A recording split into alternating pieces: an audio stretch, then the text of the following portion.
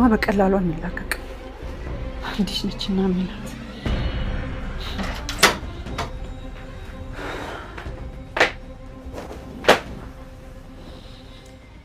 እማዬ ምን ሆነሻል?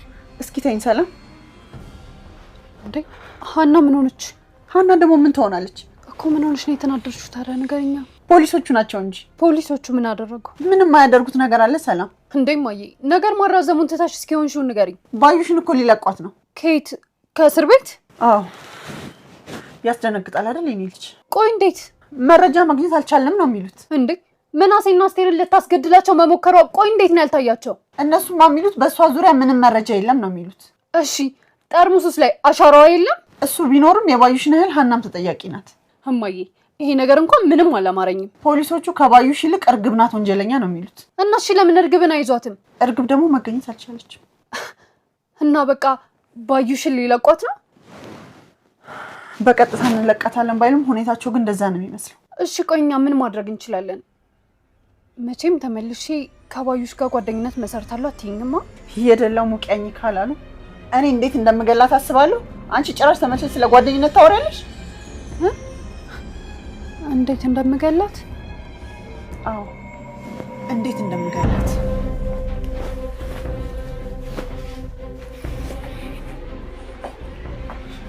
አለቃትም ባዩሽ እገላታለሁ። እማዬ እኮ አታደርገውም አይባልም። እማዬ አማ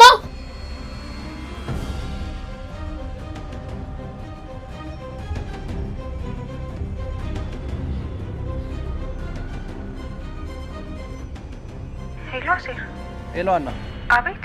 እንዴት ነሽ? እግዚአብሔር ይመስገን። እንዴት ነህ? አለሁ። ትምህርት ቤት ነሽ መሰለኝ። አዎ ምን ነው? ላገኝሽ ፈልጌ ነበር። ይመችሻል? መቼ? አሁን? በተመቸሽ ሰዓት። ምን ሆነሃል አሴር? እሱን ስንገናኝ እነግርሻለሁ። አባዬ ምን ሆነ? ሆሆ ፋዘርዬ ምን ይሆናሉ? እኔ ምን አውቃለሁ። ሰሞኑን ስደውልልህ አታነሳም ነበር። ዛሬ ስትደውል ምን ላስብ ታዲያ? እኔ ራሴ ሆኜ የፈለኩሽ ካልክ እሺ። በቃ ከትምህርት ቤት ስትወጪ በር ላይ እጠብቅሻለሁ። እንደዛ ይሻላል? አዎ ከዛ እያወራን ወደ ቤት እንሄዳለን። እሺ በቃ ቻው። በቃ አረብሽሽ። እሺ ቻው። እሺ ቻው። የተምቹ መጥፋት ሁሉንም ሰው ቢያሳስብም እንኳን ነገሩ በሙሉ እየተስተካከለ ይመስላል። ባዩሽ ከጀርባዋ የሆነ አንድ ትልቅ ባለሀብት እንዳለ በፊትም ተጠርጥሮ ነበር። ታዲያ እሱ ማን ነው? አቶ በቃሉ። አቶ በቃሉ የወይዘሮ ባዩሽ ቀኝ እጅ እንደሆነ ግልጽ ሆኗል። ተምቹ በመጥፋቱ ጆን አሁንም በጣም አዝኗል። ታዲያ ተምቹን ለማግኘት ቀኑን ሙሉ ሲዞር ውሎ ሊያገኘው አልቻለም። ተምቹ ምን ውስጥ ገብቶ ይሆን? እርግብስ ምኑና ይሆን? አቶ በቃሉ እርግብን እንደያዛት ለባዩሽ እንደዛ ብሎ ነግሯታል። ያ ውሸት እንደሆነ ግልጽ ነው። እና አሁን ላይ ሜላት የወሰነችው ከባድ ውሳኔ አለ። ባዩሽ ባትለቀቅ ይሻላል። እዛው እስር ቤት በህይወት ብትኖር ይሻላል። ከወጣሽ ግን በእኔ እጅ ነው የምትጠፊው። ምክንያቱም ይሄን ሁሉ በደል አድርሰሽብኝ ካልበገደልኩሽ እኔ መቼም ሰው ሁኜ ቆሜ መሄድ አልችልም እያለች ስዝት ነበር። ሰላምና ጆን ያጣላቸው አንድ ትልቅ ጉዳይ አለ። ሀና ከእዝራ ጋር በድጋሚ መገናኘቷ ደስተኛ ብትሆንም አሁንም ቢሆን እዝራ በጣም ከባድ ችግር ውስጥ እንደሆነ ግልጽ ነው። ሀና ትልቁ ችግሯ አሁን ላይ አባቷ ሆኗል። እዛ ቤት በመግባቷ ሁሉም ሰው ደስተኛ ቢሆንም አሁን ላይ የራሷ የሚጸጽታት አንድ ትልቅ ችግር ተፈጥሯል። ሰላም ጤና ይስጥልኝ ውድና የተከበራችሁ የቻናል ተከታዮች እንኳን ደህና መጣችሁ። ቪዲዮውን ላይክ በማድረግ ጀምሩት። እንዲሁም ለቻናሉ አዲስ ከሆናችሁ ሰብስክራይብ በማድረግ ቤተሰብ ይሁኑ። ጆንን ያስቆጣው ነገር አንድና አንድ ብቻ ነበር። እሱም ከእዝራ ጋር ያላትን ግንኙነት ስላወቀ ሰላም ሁሉንም ነገር ስለነገረችው በዛ ተናዶ ስለነበር ሀናን ሊያገኛትም ሆነ ሊያናገራት ፍላጎቱ አልነበረም።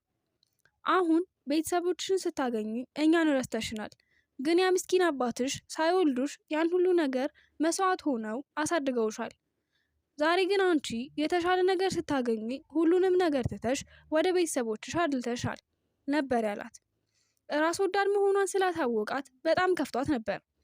አዎ ጆን ትክክል ነው። እኔ በጣም ራስ ወዳድ ነኝ። ተምቹና ጆን ባያግዙኝና እነሱ ከጎኔ ባይሆኑ ዛሬ የሌሉበት ቦታ ላይ አልደርስም። በዛን ጊዜ አባቴ ታሞ ሆስፒታል ባለ ጊዜ እኔ የሚይዘው የምጨብጠው አጥቼ ለሰዎች የቤት ሰራተኛ ሆኜ በዛ ሰዓት አባቴን የሚያስታምም ሰው ባጣው ሰዓት ብቻዬን በነበርኩ ሰዓት አብረውኝ ነበሩ።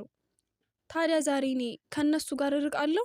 ያማል በቃ ብሎኝ አባቴንም ትቼዋለሁ እያለች ሀና ራሷን መውቀስ አላቆመችም ነበር። በጣምም አልቅሳ ነበር። ታዲያ ጆንና ተምቹ በዚያን ሰዓት በእውነቱ ከእሷ ጎን ሆነዋል። በተለይ ደግሞ ጆን ስለሚወዳት ፍቅሩን ደብቆ ከሀና ጎን ለመሆን ወስኖ ነበር። ፍቅሬን ከነገርኳት ታርቀኛለች ወይም ደግሞ ቤተሰባዊነቱን አጣለሁ በሚል ዛሬ ነገ በሚል እስካሁን ደርሷል። ዛሬ ግን እሱ ባሰበው ሳይሆን እሷ ባሰበችበት መንገድ እየተጓዘች ነው። ሀና ብዙ ግፍና በደል ቢደርስባትም ጠንካራ ልጅ እንደመሆኗ መጠን ግን ደግሞ ተምቹንና ጆንን እንዳስቀየመቻቸው ታውቃለች። ታዲያ በዚሁ እራሱን እየወቀሰች ትገኛለች።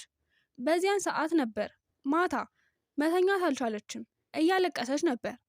ወይዘሮ ሜላት ወደ ክፍሏ ስትሄድና ሀና ጥሩ ሙድ ላይ ባለመሆኗ ስላወቀች እንዳለቀሰችም ስታይ ልጄ ምን ሆነሽ ነው ብላ መጠየቁ አልቀረም።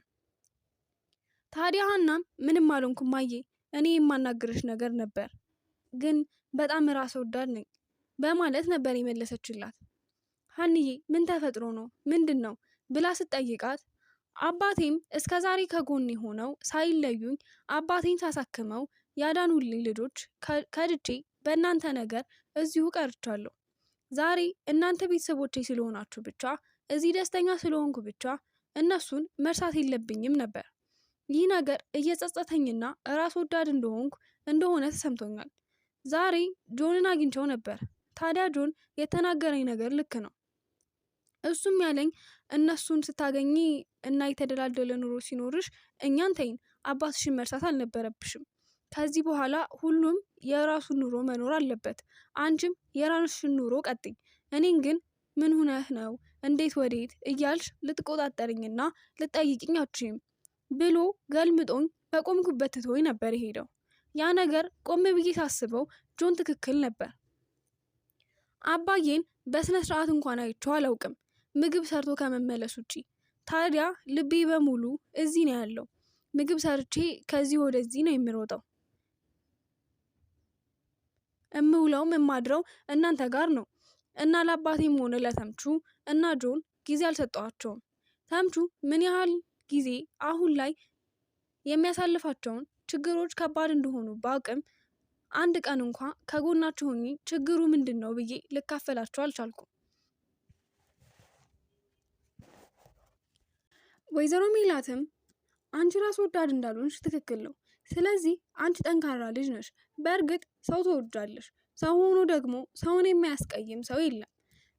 ምን ማለት ፈልጎ እንደሆነ ኤሰር ለማጣራትና ለመናገር ሞክሪ። ሁሉንም ነገር ታዩ እርሹ ብላት ነበር። ሀና ግን ልትረሳው አልቻለችም። ምክንያቱም ይሄ ነገር በጣም ውስጧን ጎድቷታል። ወይዘሮ ሜላት ካረጋጋቻት በኋላ እዛ ሂዳ ከአባቷ ጋር ጊዜ እንደምታሳልፍና እዛው አድራ አባቷን ማናገር እንደምችል ነገረቻት። እሷም ይሻላል፣ ልብሴን ቀይሬ ወደ አባቴ ጋር መሄድ ሳይጠበቅብኝ አይቀርም። ሁሉንም ነገር ለእሱ አስረዳዋለሁ፣ ይቅርታም እጠይቀዋለሁ ብላ ነበር። ወይዘሮ ሜላትም በማታ ወደዛ እንድትሄድ ፈቅዳላታለች።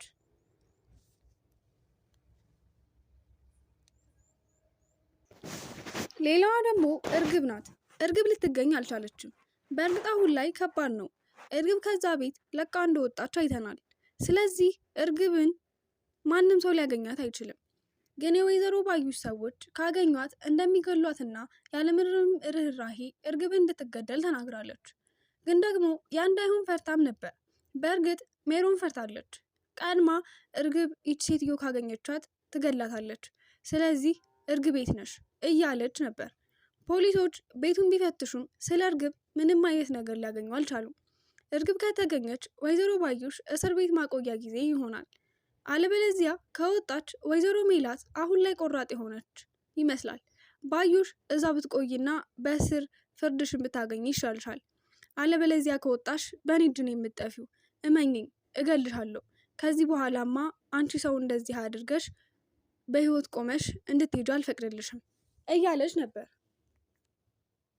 አቶ በቃሉ የእሷን ገመና ሸፍኖ ያቺ ሴትዮ ከእስር ቤት እንድትወጣ የፈለገበት ምክንያት እሱም የወንጀሉ አንዱ አባል ስለሆነ ባዩሽ ከታሰረችና እዛ የምትቆይ ከሆነች የሚፈረድባትም ከሆነ አንደኛው እስር ቤት የሚገባው እሱ እንደሆነ ተረድቷል። ታዲያ እያስፈራራቸውም ስለነበር አሁን ላይ አንዳንድ ነገሮችን አስተካክሎ ከዛ ከእስር ቤት እሷን ለማስወጣት ወደ ታች ወደ ላይ ቢልም ነገሮች ግን እንዳሰቡት እየሄዱለት አይደለም። እርግብን ለመፈለግ ሲሄዱ ለበቃሉ ነግረው ስለነበር ፈቃዱ እርግብን እንደደበቃት ነው ባዩሽ የምታውቀው። በዛ ሰዓት እሱም ስለ እሷ ላናገርሽ ነው የመጣሁት፣ ምን እናድርጋት፣ ወዴት እንላካት እያለ እሷ ግን አይ ደግሜ መናገር አልፈልግም፣ ከዚህ በኋላ እንዴት ነው ድጋሜ የሚጠይቀኝ ብላለች። እርግብን እንድታስወግዳት ነው የምፈልገው ብላ ያለምንም ርህራሄ የወንድሟን ልጅ እንድትሰወር እያደረገች ነው። በቃሉ ምን አይነት ጭካኝ ነሽ? ለወንድምሽ ልጅ ያልሆንሽ አንቺማ ለማንም አትሆኝም። በዛ ላይ ደግሞ አንቺ ከዚህ ከወጣሽ ለእኔ ብዙ ልልይ አለኝ። ምክንያቱም ከዚህ በኋላ እንዴት እንደምጠቀምብሽ በደንብ ነው የማስበው እያለ ነበር። ሁሉም ለራሱ እንጂ የሚያስበው አሁን ላይ ስለ ሰውም ምንም እያሰቡ አይደለም። ፖሊሶቹ ባላቸው አቅም እየተመረመሩ ነው። እሷ እንዳትወጣና እስር ቤት እንዲፈረድባት ቢጥሩም ነገሮች እንዳሰቡት እየሄዱ አይደለም። ወይዘሮ ሜላትም ማስረጃ ማምጣትና እያንዳንዱ ሰው ማስረጃ ቪዲዮም ሆነ ፎቶ ልታገኝ አልቻለችም። ታዲያ በዛሬው ዕለት ወደ ወይዘሮ ሜላት ቤት ማቅናታቸው አልቀረም።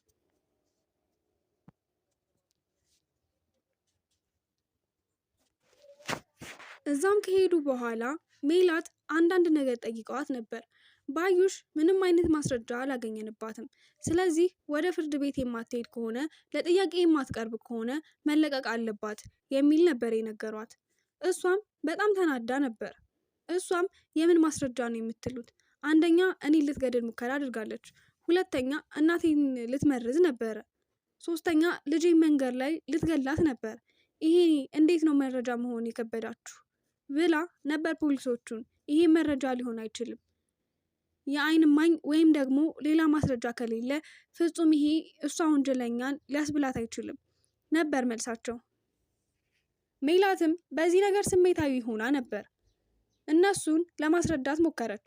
አሁን ላይ አንዳንድ መረጃዎችን መፈለግና ማውጣት አለብን፣ እስከዛ ግን ባዩሽን እዛ እንድትቆይ እናደርጋለን፣ አለበለዚያ ግን ማስረጃ ካላገኘን ምንም ነገር ማድረግ ስለማንችል ባዩሽ በነፃ ትወጣለች ብለው ነበር የነገሯት። ታዲያ ምንድን ነው እናንተ ከየት ነው መረጃ የምታመጡት ብላ ጠይቃም ነበር። ትልቁ መረጃ እርግብ እንደሆነች ነግራቸዋለች። ፖሊሶችም እንደዛ ብላ ሜላትን ስትነግራት እርግብ ታዲያ የምናገኘው እንዴት ነው ብላ ጠይቃ ነበር።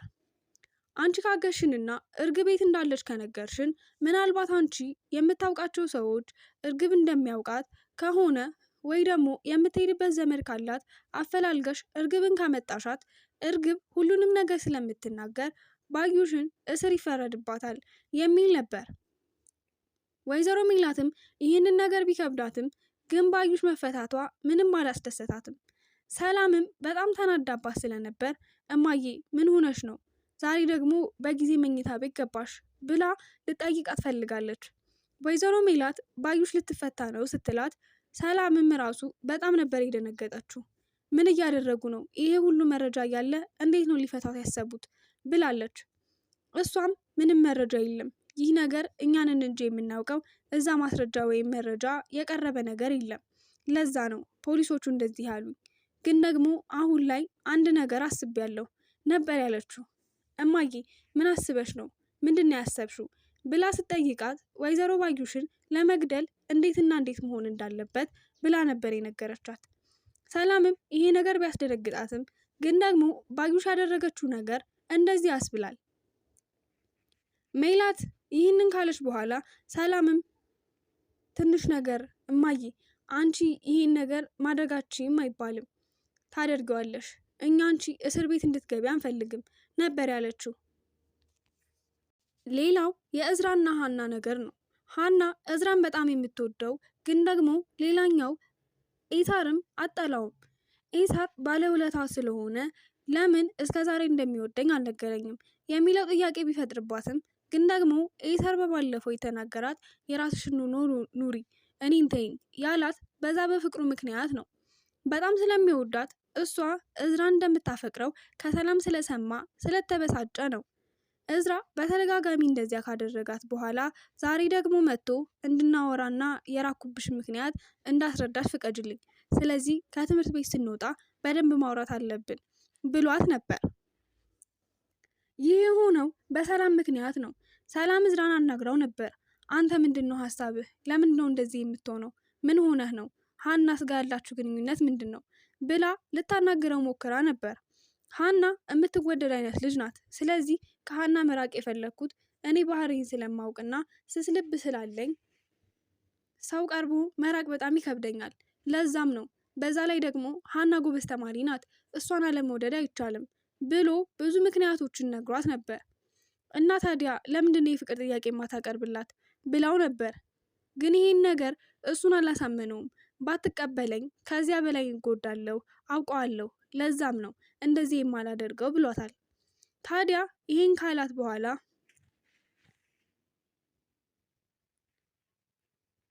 እውነታውን መካፈል አለብኝ፣ ሀናን ማናገር አለብኝ ብሎ በራሱ ወስኖ ሀናን ሊያናግራት ፈልጓል። ግን አሁን ደግሞ ሀና ምን ይሰማት ይሆን? ምክንያቱም ሀና አሁን ላይ ያለችበት ሁኔታ ከባድ ነው። አባቷን እንዳስቀየመችው ነው የምታውቀው። እሱ ብቻ አይደለም፣ በአባቷ ላይ ያሉትንም ልጆች በሙሉ እንዳስቀየመቻቸውና ራስ ወዳድ እንደሆነች እያሳሰባት ነው። ያ ነገር እውነት እሷ እንደዚህ አይነት ሰው ሆና ነው ወይስ ደግሞ እሷ የፈጠረችው ነው? እዝራ አሁንም ቢሆን ሀናን አይጠላትም፣ በጣም ይወዳታል። ታዲያ ከጽዮን ጋር ብዙ ጊዜ የሚጣላው በሀና ጉዳይ ነው። ሀናን አፈቅርሻለሁ ብሎ ቃል ማውጣት ከብዶታል። ምክንያቱም የሀና ምላሽ ስላስፈራው ነው።